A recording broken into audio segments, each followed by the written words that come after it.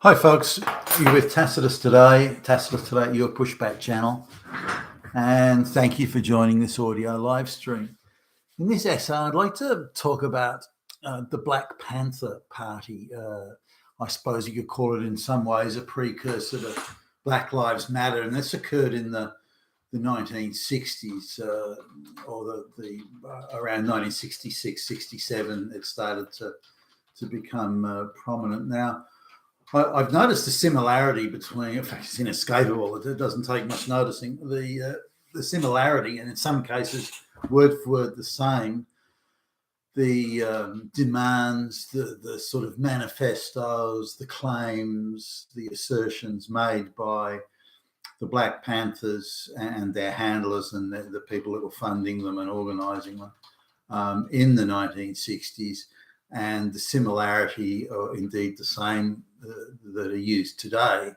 So obviously those propaganda talking points are still getting traction, even though the world has changed very substantially since the 1960s. So let's take a closer look at this. I came across this I saw looking at something online, and I saw a part of a manifesto that was a black thing, and I thought it was something recent, and then shit, that's from the 1960s. So then I had a look at the sort of the references there, and I said, well, this is from the Black Panthers. So I went back and did a bit of research on the Black Panthers, and found a couple of documentaries and other sources. So I've sort of compiled those together to do this video. Now, I need to set the scene, I suppose. So we're talking sort of, say, 1967. I'll pick that year as being a centre point of this. And we're talking in an area or suburb of San Francisco, Oakland, in fact. Now, Oakland is to the to the east of San Francisco, and it was an area primarily of, not exclusively, primarily of black ghettos, as it was referred to. So it's kind of an all-black neighborhood. Now, at the same time as the Black Panthers were starting to stir, we saw the Summer of Love happening just across the bridge there in San Francisco. So you've got this very, very white Summer of Love going on in San Francisco, particularly focused and centered around the Golden Gate Park and the Haight-Ashbury district and that sort of thing. And I've pounded the pavement, so I actually got the route of some of the marches back from the day, and actually pounded it out myself through Haight-Ashbury, Haight, Haight-Ashbury, and did the look around. And many years afterwards, by the way, I was like a couple of years old or something when that was going on, but did the walk there. So and you can still get the vibe in some ways, interestingly. So Summer of Love happening over there, all this activism, all this leftist activism, a lot of very communist, Marxist type ideas are being floated around.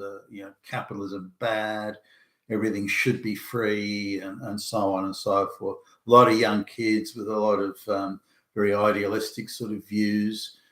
In the United States, first among the countries in the world, they've got masses of sociology type courses at university, and people, kids who want to avoid going to Vietnam, because if you're a college kid, you could opt out of being drafted. They were doing these bullshit sociology courses just so they could avoid going to being drafted for the Vietnam conflict. So while all this is going on in San Francisco, just a few miles away in Oakland, and I've been through Oakland.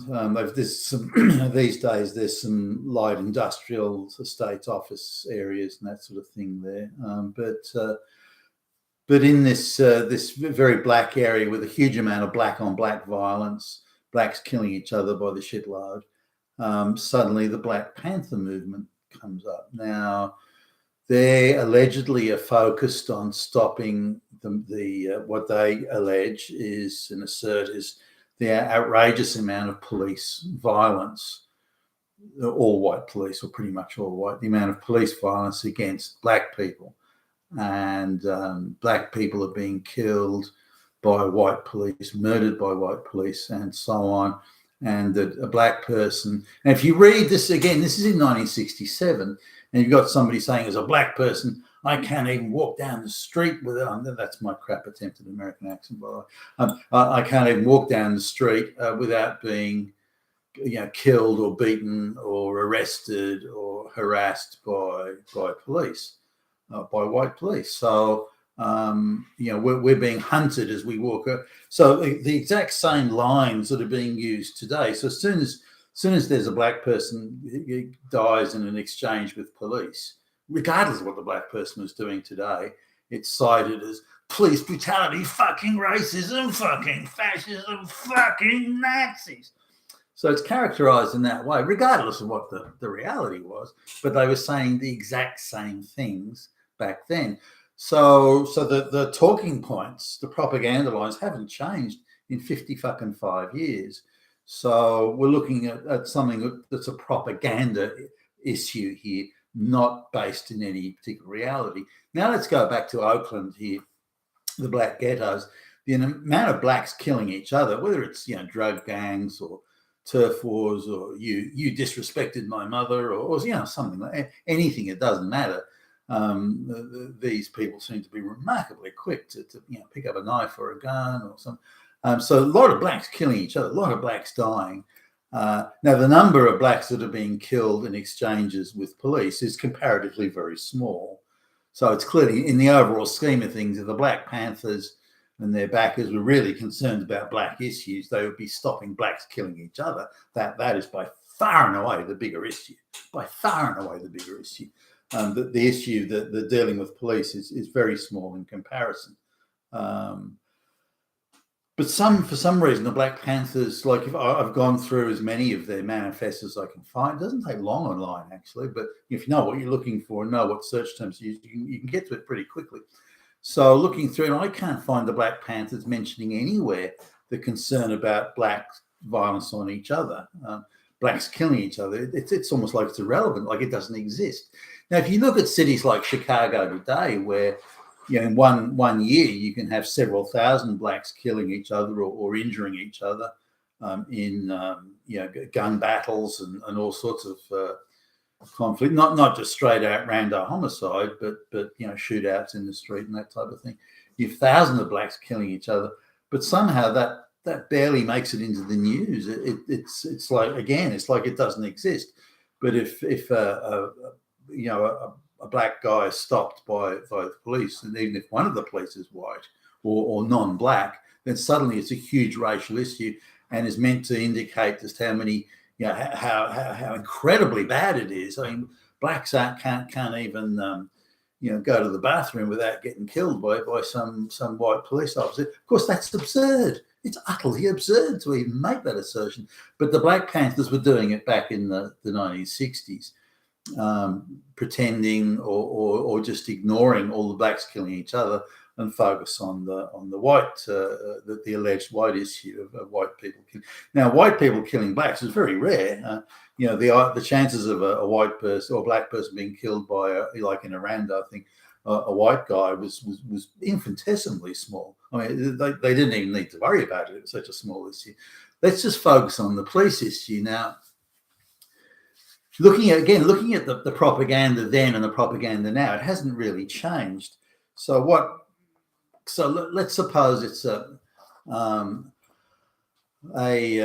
black guy. He's got a number of unpaid traffic fines, and so on, and he's driving a defective vehicle that's where the headlights don't work or the tail lights don't work or something like that, and gets pulled over by police, and they run a check and find that the guy's got a number of outstanding warrants because of and they want to detain the guy. The guy doesn't want to be detained. The black guy doesn't want to be detained, so he starts to scuffle with the police and then fight. Then he tries to get the gun, pull the officer's gun. The conflict intensifies, and the guy gets shot. So that becomes a racial issue. But no, it's not. It's not a racial issue. The police legitimately pulled over a motor vehicle that was defective. They ran a check as they would with anybody. They found that there were outstanding warrants, and so there was a completely police procedure. Now, where it went off the rails was the black guy decided to engage in a physical altercation with the officers, and it ended up, either in an injury or in some cases, shots being fired, and in some cases death, of course. But that's not a racial issue. It's just strictly the car was pulled over. So this idea that now in the propaganda, well, he was just pulled over for a defective vehicle, and then he had a tail light, and he got shot. He got shot by those murderous fucking Nazis. No. The vehicle was pulled over, it was defective, and there were the outstanding warrants. That was the only issue. That the black guy decided to turn it into a physical altercation and so on. Then that was a separate issue, and that's not racial. So they tried to turn this into a racial thing. Now that concept of the police were racially oppressing, white police were racially oppressing black people. This is something that played out in the Rodney King trial in Los Angeles. And I invite listeners to go and look it up. Rodney King in LA. It was in the 1990s, so sometime after this. But it was the first time I'm aware of where a specifically racial motivation factor was used in the case. Just quickly on this, Rodney King was pulled over. He was drunk driving, and he had outstanding warrants, that sort of thing. And he rather than stop and just get the matter done and over with, Rodney King decided to speed off, and so the police made chase, and he refused all attempts to pull him over, and eventually he was other police cars became involved, and the car was stopped. Then he tried to run away. Then they tried to put him under arrest. Then he started fighting with them, and punches were exchanged. He wouldn't accept police directions to put on the handcuffs and so on.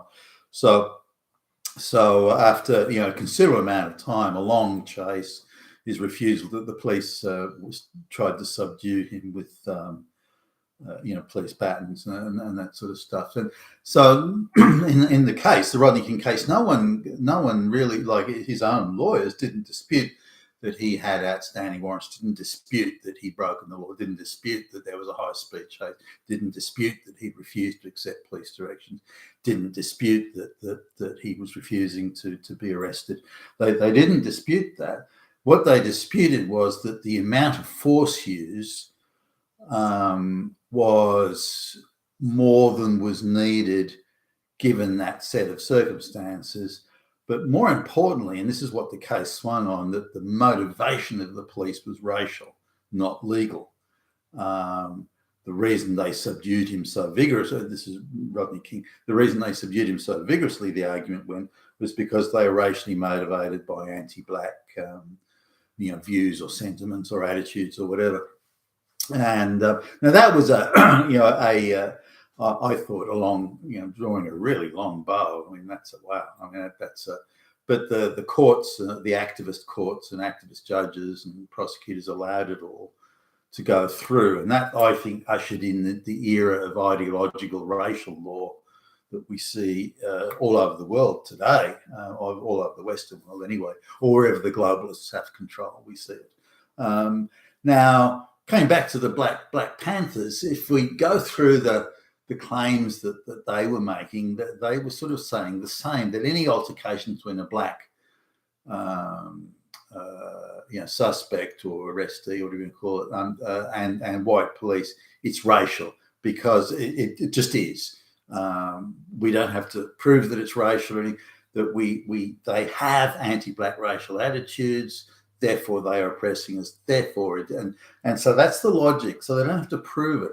So the minute the black person decides to punch the police officer in the face and run off, it is then at that time, and at any time that the black person stops, it is a racial issue.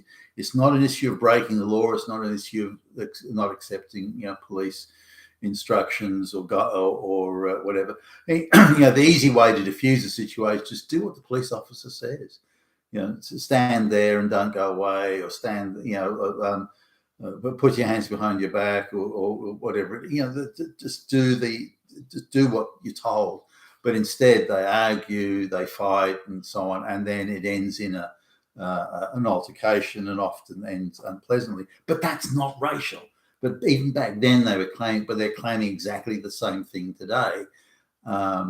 And even when the police officers are black, they're still non-white. They still have a go pushing that one, and we can see that with, say, the George Floyd incident. And now, so that's the Black Panthers at the time. They formed they very quickly formed quite a large organisation of black people who were militantly pushing for a separate black ethno-state, among other things. Black nationalism, as they called it.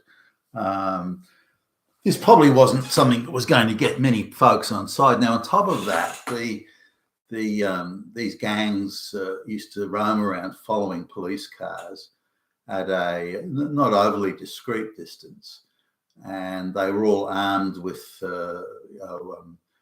shotguns and weapons and firearms, which they brandished quite brazenly near police. Now the Black Panthers, these gangs of Black Panthers going around armed, again openly armed, carrying rifles, and looking rather sinister in their leather jackets and berets. And again, we're talking 1960s Oakland, California here. They were supposedly checking to make sure that there was no police brutality. Now, I don't doubt police brutality existed, and how widespread it was is another matter. But even the footage that was used by the Black Panthers show that the person who's been arrested on a fairly minor thing, could be a traffic ticket or something like that. Then, but then it's found that they've got all these other charges and so on, and fines and outstanding warrants. And when they're trying to make arrest, the black person starts to fight with them, as in physically push and shove and punch the officers. I mean, what do you think's going to happen when you do that? I mean, you're obligated as a citizen to follow the directives of an officer of the law, and to assist an officer of the law. So why they wouldn't be doing it? Why not teach the children to do that, or the black people to do that if you want to be helpful? Just assert racism and without anything to really back it up is counterproductive. So the Black Panther are going around and not winning, I don't think, many friends. The militant black kids who the unemployed inner city black youth and so on, they flock to the Black Panthers, and I'm not sure that's a desirable following. But anyway, so they flock to the Black Panthers, and they have these sort of military style training sessions, and again the guns and the black leather jackets and the berets and the sunglasses, which when the very first time that I went to San Francisco and I had to drive through Oakland a few times, I noticed there's a lot of them still wearing pretty much the same kit, for goodness sakes. But they who was controlling the Black Panthers? They started doing some things that are worthwhile. For example, they decided that they were going to hire halls and buildings, and they were going to provide nutritious breakfasts for black kids. Your ham and eggs, bacon and eggs, that sort of stuff. And so they were doing this, and they were allegedly, they claimed they were doing thousands upon thousands of these breakfasts, arguing that if a kid had a good high protein breakfast to start the day, then they were likely to have better brain functions. And that was their claim anyway.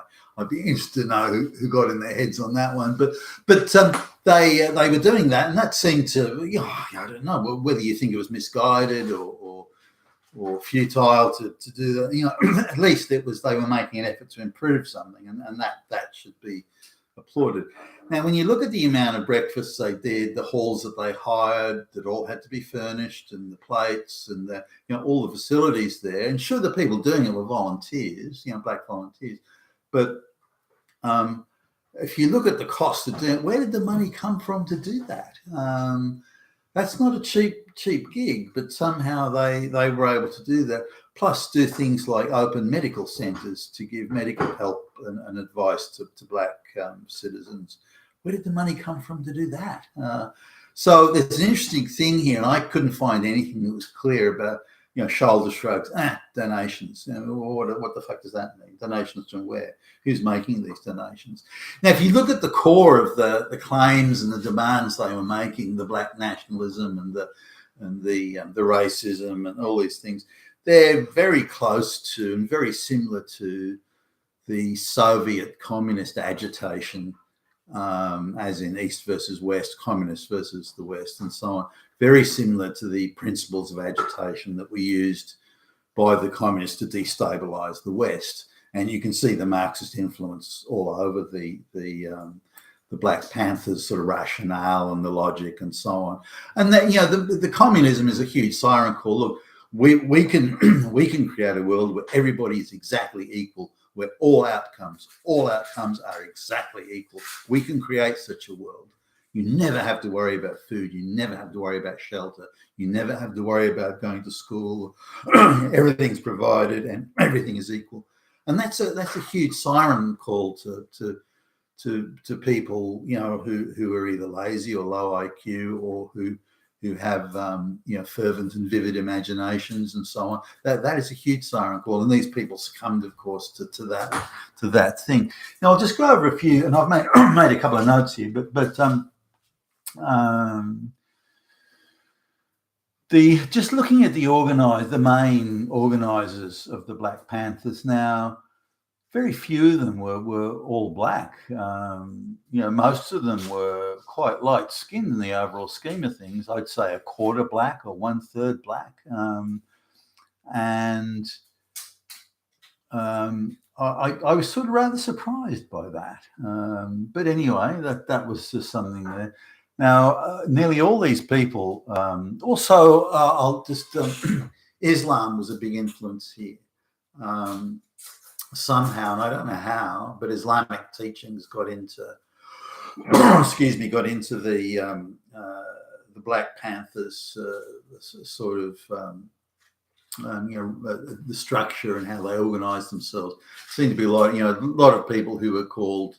This isn't back in the days when black people had really same white names. They were called, you know, Bill Jones or Jack Smith or something like that. They had sort of white names, but or what, you know, they were indistinguishable from anyone else. Whereas today, you know, they're all called, you know, Jamal or Shaniqua or something like that. So now a lot of these people changed their names, you know, from Bill or Jack to, you know, Jamal, and you know, if the woman's name was Jane, she called herself Shalele or Shaniqua or something like that. So a lot of name changing going on there, which was also interesting. And when they joined the Black Panthers, they were John Smith, but then after a little while there, they became Jamal and that sort of thing, which was an interesting sort of development there. I don't know how relevant it is, but I'm just observing that there. Now, even in the 1960s, an unusual amount of these black activists in the Black Panthers were being gifted book deals. So they, you know, the major publishing houses were, who were nearly all Jewish controlled, they were surprisingly keen to give publishing deals, you know, with what at the time would have been quite generous advances, complete with ghostwriters and all that other sort of stuff, because these people couldn't have written these books themselves. We're giving these people book deals that wouldn't have been available to others. Now,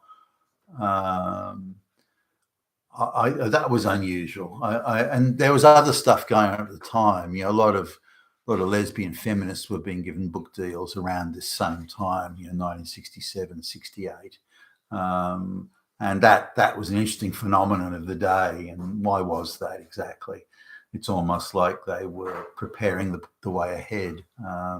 They were, for some reason, the big book publishing companies were very helpful in supporting the propaganda lines that everybody must have known weren't true.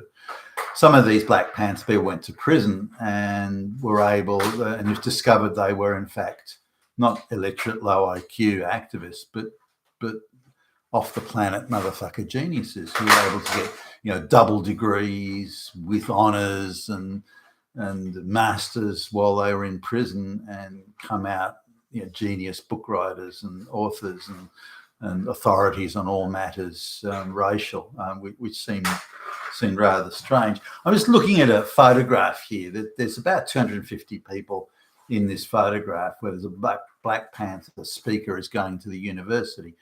Now, this is a university in the San Francisco area, and this guy this guy's able to get a very substantial number of people there. The photograph wasn't the one I'm looking at here wasn't the whole thing. So there must have been thousands of people at this thing where the Black Panther activist was speaking.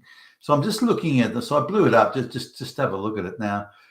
Again, there's about 250 people in the photo. 130, I figure, this is college kids, are young white women. So 130 are white women. 65 to 70 are very Jewish-looking young men. And the remainder are black. So here's a black speaker coming along who's brought a bit of an entourage with him, because the black people aren't college kid age. They look like maybe they're office staff or cheer squads that were brought along by the Black Panther speaker. I don't know, but this is a surprisingly unrepresentative sort of. Very few look like they're just straight Christian white men. And so the activist sort of nature of the people that turn up for these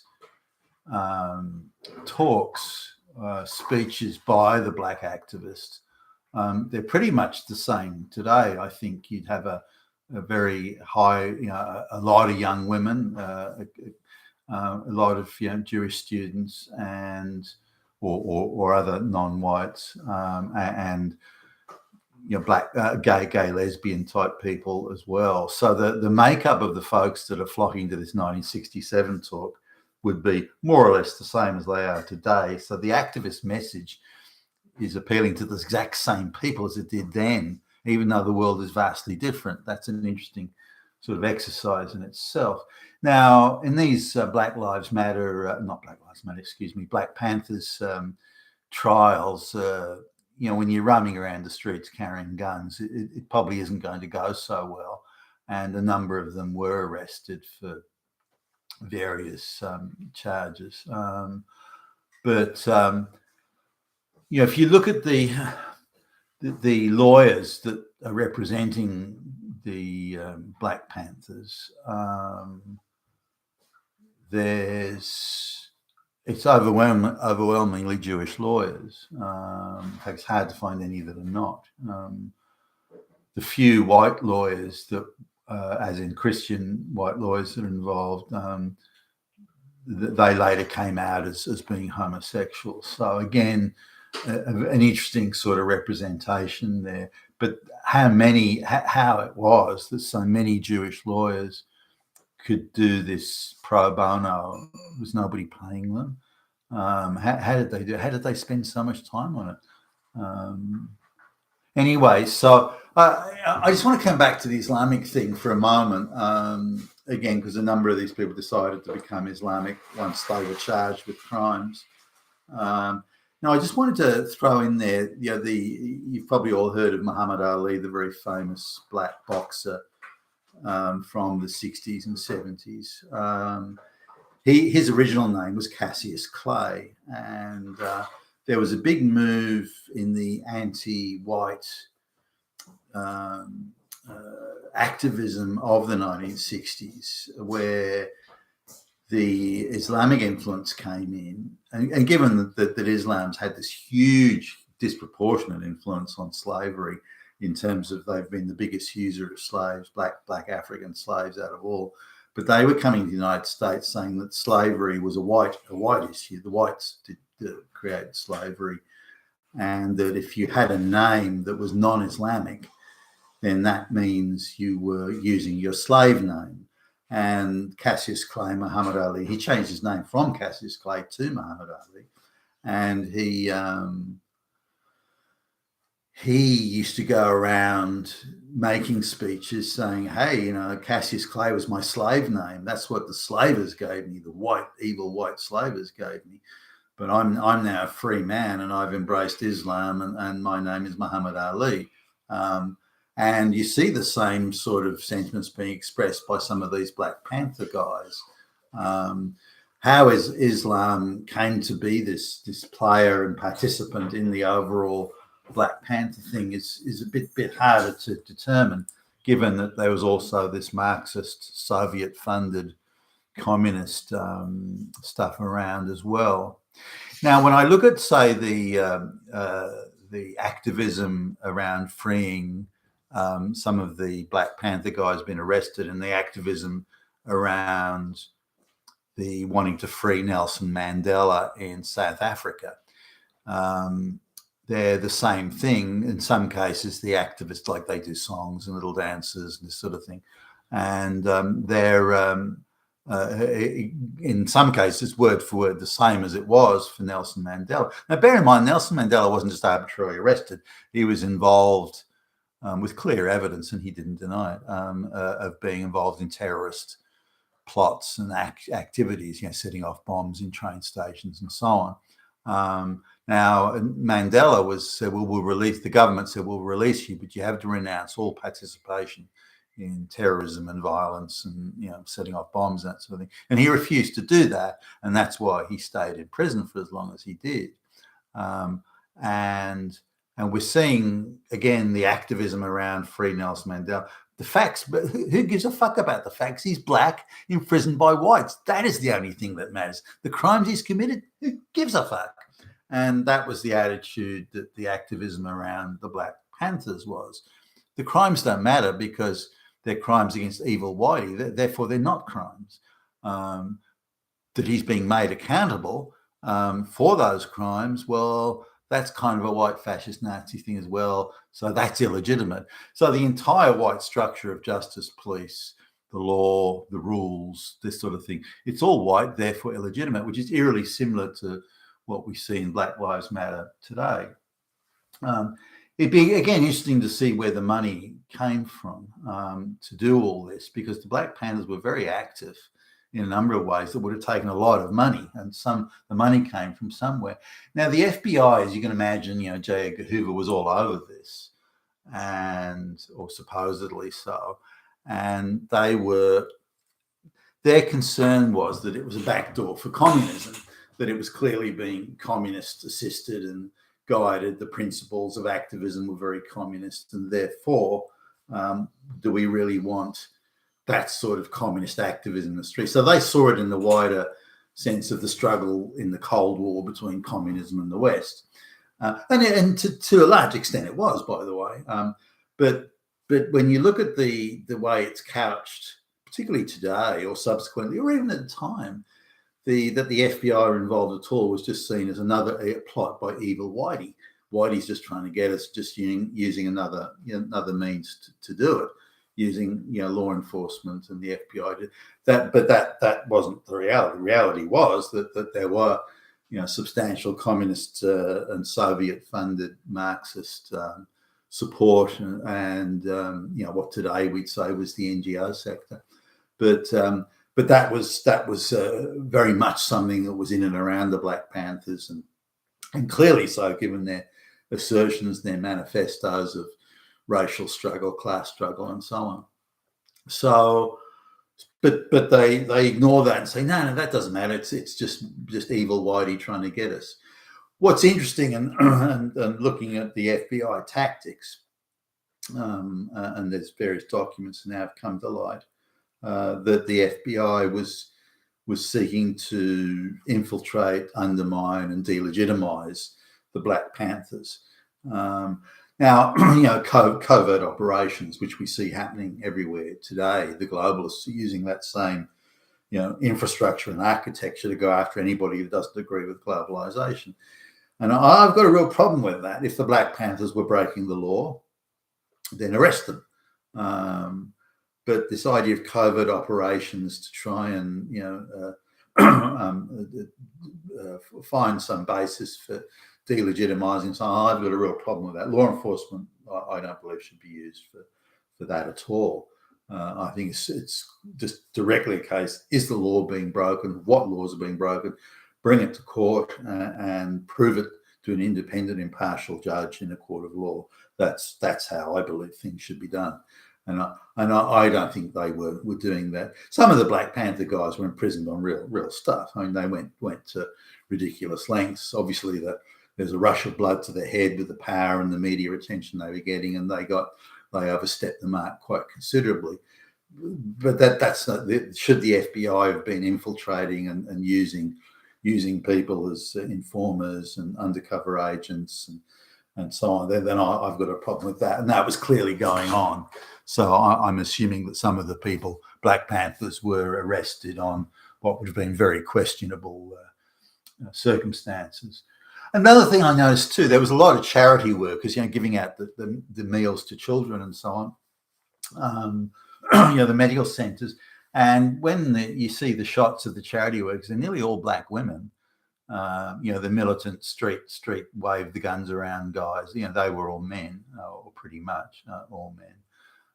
Even again amongst the women who are activists in more at the front line, a very heavy overrepresentation of Black lesbians there.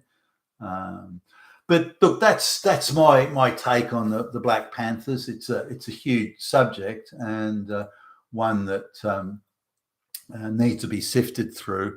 But the parallels with today and the activism and the race hustling are undeniable. You've been with Tassus today, your Pushback channel. Thank you for listening.